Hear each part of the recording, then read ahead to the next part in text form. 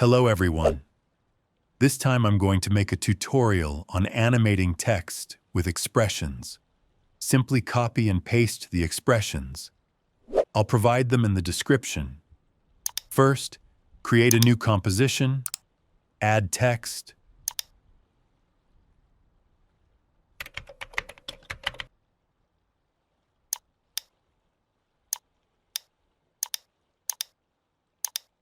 select animation, then add all the transformation properties.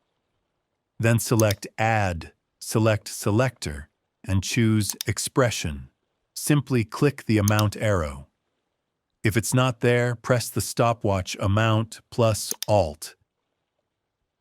Then paste the expression.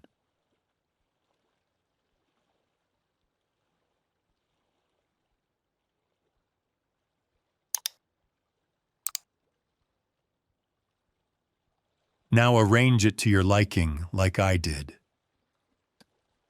This is where you set the animated text.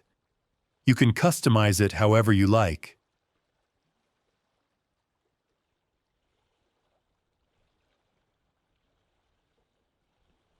That's all from me. I apologize for any shortcomings in the video. I hope it's helpful.